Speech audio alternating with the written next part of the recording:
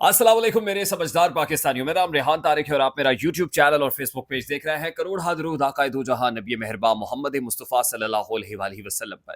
اس دعا اور اس امید کے ساتھ اس ولاگ کا آغاز کرتے ہیں کہ اللہ رب العزت اس ملک کے فیصلہ سازوں کے دلوں میں سمجھدار پاکستانیوں کے لیے نرمی پیدا کر دے۔ یقین کیجئے کہ دل بہت دکھی ہے کیونکہ چند ایسے ویژولز میری نگاہ سے گزرے ہیں کہ جنہوں نے کلیجے میں آگ لگا دی ہے، آپ یوں سمجھ لیجئے۔ دل انتہائی دکھی ہے، دل انتہائی رنجیدہ ہے، اور اتنی بڑی سٹوری پاکستان کے اندر، ہمارے ملک کے اندر رقم ہو گئی، ابھی تک اس حوالے سے کہیں کوئی رپورٹ نہیں آ رہی ہے۔ مین سٹریم میڈیا بھی اس کو اس طرح سے رپورٹ نہیں کر رہا ہے، اور نہ ہی قانون نافذ کرنے والے ادارے اس معاملے کو اس طرح سے اپنی گرفت میں لے کر کنٹرول کر سکے جیسا کہ کر لینا چاہیے تھا۔ یہ کوئی پہلا واقعہ ہوتا تو شاید میں کہتا کہ کوئی بات نہیں، ہم سیکھ رہے ہیں۔ یہ دوسرا واقعہ ہوتا تو میں سمجھتا کہ کوئی بات نہیں ہے، ابھی ہم ایوالو کر رہے ہیں، ہم بہتر ہو جائیں گے۔ تیسرا واقعہ بھی نہیں ہے، ایسے درجنوں واقعات پے در پے ہو چکے ہیں، اور اب جس جگہ پر یہ داستان، یہ ظلم کی داستان، بربریت کی داستان رقم ہوئی ہے، اس سے لگتا ہے جیسے جنگل کا قانون ہے۔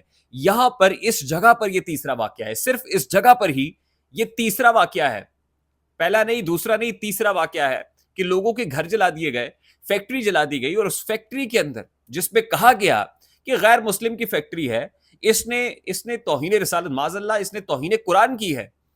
آپ نے اس کی فیکٹری کو جلا کے اس کا جو سامان ہے وہ بھی لوٹ لیا، اس کی لاش کو ایمبولنس میں رکھا گیا تو اس ایمبولنس کے اوپر پتھراؤ کیا گیا۔ کیا ہم آقائے نامدار صلی اللہ علیہ وآلہ وسلم کے سچی اور پکی امتی ہیں؟ کیا ہم مسلمان کہلانے کے لائق ہیں؟ کیا ہم مسلمان ہیں؟ اپنے گریبان میں جھانک کے دیکھیے، کیا ہمیں یہ زیب دیتا ہے؟ ہم کر کیا رہے ہیں؟ میرے سمجھدار پاکستانیوں، جڑا والا طرز کا ایک واقعہ، ایک داستان میرے دیس میں پھر رقم ہوئی ہے۔ سرگودا کا ایک نواحی گاؤں، چک نمبر 49، جنوبی مجاہد ٹاؤن بتایا جا رہا ہے۔ مجاہد ٹاؤن کا یہ واقعہ ہے۔ جمعے کے روز پھر ہوتا یہی ہے نا، ملا نے فتویٰ جاری کیا۔ ہوا کیا آپ کو یاد ہوگا نا کہ کتنی بڑی تعداد کے اندر چرچ جڑا والا کے اندر جلا دیے گئے تھے، اور جڑا والا کے اندر جب چرچ جلائے گئے تھے تو وہاں کون کون پہنچا تھا؟ ہائی پروفائل لوگ پہنچے تھے، حتیٰ کہ چیف جسٹس قاضی فائز عیسیٰ پہنچ گئے تھے۔ آئی جی پنجاب نے کیا کچھ کہا تھا، کابینہ کے اجلاس چرچ کے اندر ہوئے تھے، کیا کچھ نہیں کہا تھا۔ ہم نے ضمانت دی تھی مسیحیوں کو کہ بھئی آپ یہاں پر پرسکون، پر اعتماد، آزادی کے ساتھ رہ سکتے ہیں۔ But what happened after words? Sargodha میں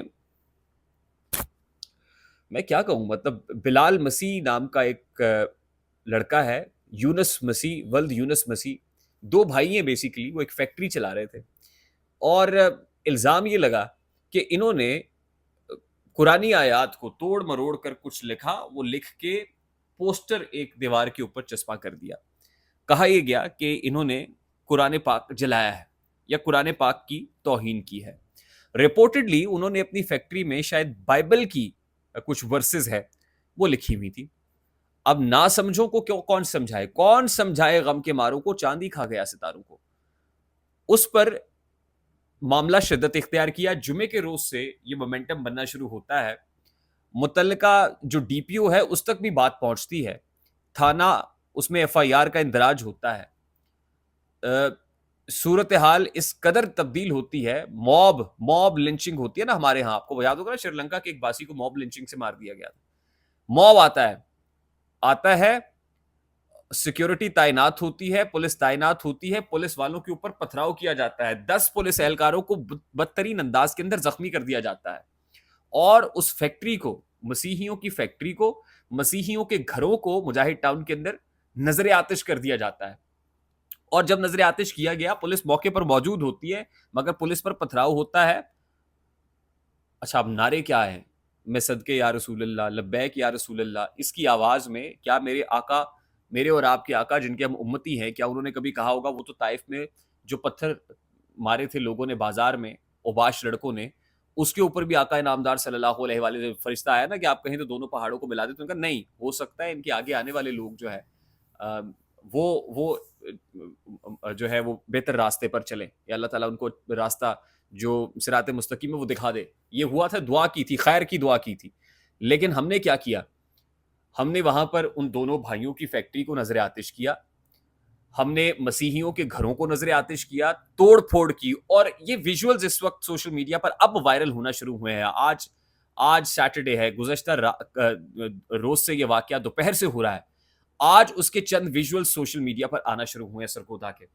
اچھا, اب ہوا کیا کہ وہ جو ٹارگٹ پہ تھے مسیحی, بلال مسیح, اس کو مار دیا جاتا ہے. ایمبولینس اس کو لینے کے لیے آتی ہے, اس کو ایمبولینس پہ رکھا جاتا ہے, اور الٹیمیٹلی اس ایمبولینس جس میں اس مسیحی کی لاش کو رکھا جاتا ہے اس پر بھی پتھراؤ کیا جاتا ہے. اچھا, اس سارے معاملے کا اگر احاطہ کیا جائے, اور پہلے بھی جو انسیڈنٹس ہوئے اس میں ہمیں نظر یہی آتا ہے کہ بڑا آسان ہوتا ہے. یہ جو مذہب کارڈ ہے نا, مذہب کارڈ, اگر آپ کی کسی کے ساتھ دشمنی ہے تو مذہب کارڈ بڑا آسان ہدف ہوتا ہے. نرس ہے کوئی ہاسپٹل کے اندر, اور جو دیگر نرسز ہیں یا سٹاف ہے وہ یہ سمجھتے ہیں کہ یار یہ کام ٹھیک نہیں کر رہی ہے, کوئی اور پرابلم ہے, کوئی دیرینہ دشمنی بنا لی ہے, تو آپ اس کے اوپر الزام لگا دیتے ہیں کہ اس نے توہین مذہب کی, اور اس کے بعد اس کے ساتھ کیا ہوتا ہے سب دیکھتے ہیں.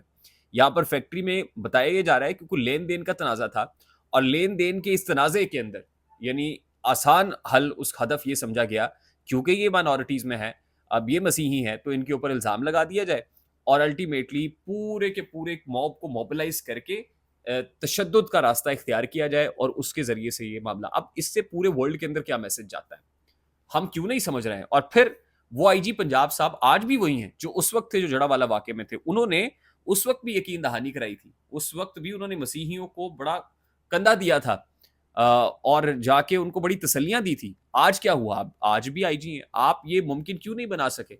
اور پھر امپورٹنٹ چیز یہ ہے کہ جڑا والا میں جن لوگوں نے یہ کیا تھا, اگر ان کو قرار واقع سزا مل جاتی, وہ منطقی انجام کو پہنچ جاتے, تو کیا آج کوئی ایسا کرنے کا سوچتا. کارٹلز ہیں, بچانے کے لیے بہت سے لوگ پیچھے آ جاتے ہیں, ان کو بچانے کی آڑ میں دھرنے دے دیے جاتے ہیں, سڑکیں بند کر دی جاتی ہیں, توڑ پھوڑ کیا جاتا ہے.